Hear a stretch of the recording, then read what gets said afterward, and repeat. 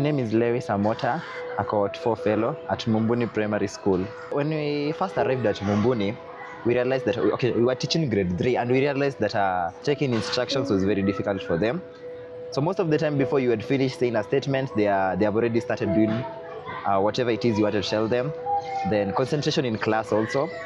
They had a very short concentration span, and at some point it felt like learning had become monotonous for them. There was too much learning, too much content, and the kids were getting tired.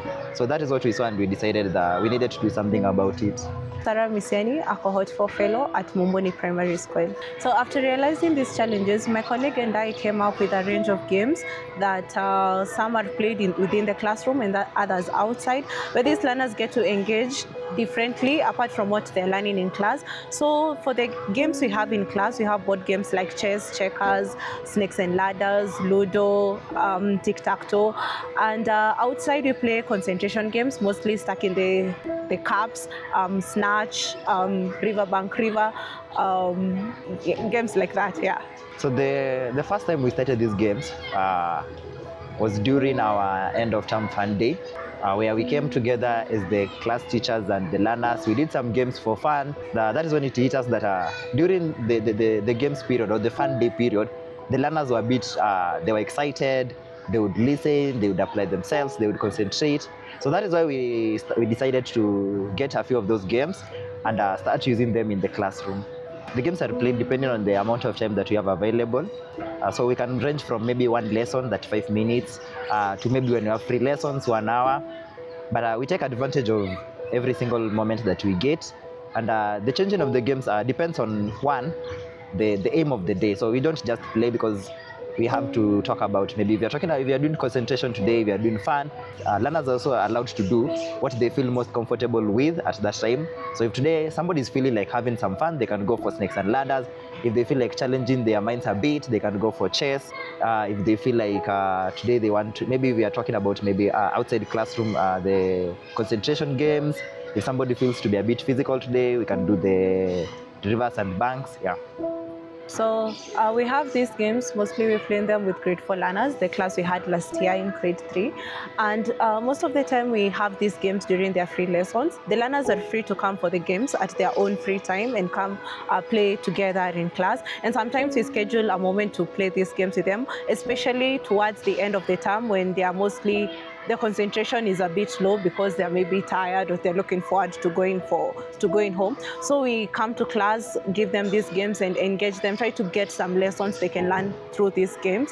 So originally the games were meant to work on concentration and fun, but as we went along we started realizing some of the things that we would have never seen. For example, we talked about things like social skills. Some learners are not that social, so during the games you realize that as others are coming together to play, there are those who are sitting aside. Another thing is things like self-esteem. You know, for you to be able to play a game, you have to be confident. So that is one of them that we noticed. There are some learners, they don't maybe speak when they feel like the game is not going well, or they're not that confident to make the next move in a game, maybe chess or draft, yeah. Something else is some of these learners are very hyperactive, meaning that they move from one game to another quickly before even the game ends, or as soon as they are bored with that game, they move to another one. They want to explore more.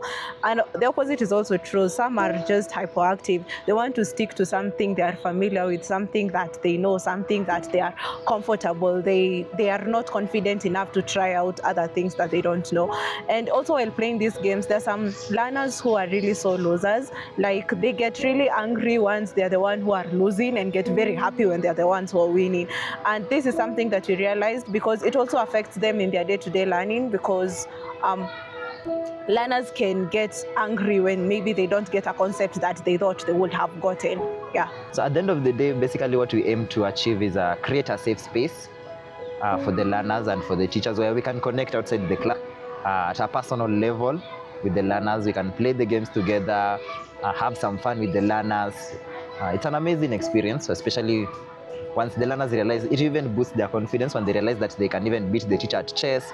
So yeah. These spaces also give as teachers an opportunity to also connect with our younger selves. Like sitting down with learners gives you that atmosphere of being a kid yourself, and it is quite interesting. And also for the learners, it also shows them that learning doesn't have to be ABCD 1, 2, 3 all the time. Like there's more you can get to school apart from what you're reading from the books. There are more skills you can gain from other activities that you engage in apart from what the teacher is coming to teach you. And more so, there are also things that you can learn on your own without necessarily having to have somebody else come and show you. The improvising that we have seen with these learners, the kind of games that they come up with as we continue, these are skills that they have come to learn, and we were hoping that we will get them to learn and get them to expand their brains to come up with ideas far from what we are actually giving them. During the whole process of the games, I've learned a lot that I did not know when I was growing or when I was in school, because I normally people underestimate the power of board games and mind games. When you think about games, you think about football, you think about netball. But the incorporation of these games in the classroom has been very important and very impactful. It's something that I would feel we should focus not just on the playground activities, even the board games, the concentration games. I feel like they are quite important for the learners. Looking back, I think if I was taught in a particular kind of way, based out of the books that we were having every other day, I think some of these things would have made more sense for me. And that is the kind of experience we want to give these children. And I hope that most of these learners will get such kind of an experience where they don't have to actually think about books every time they're coming to school, but they can get another picture that we are coming to have fun, we are coming to learn, and it is something we are looking forward to do.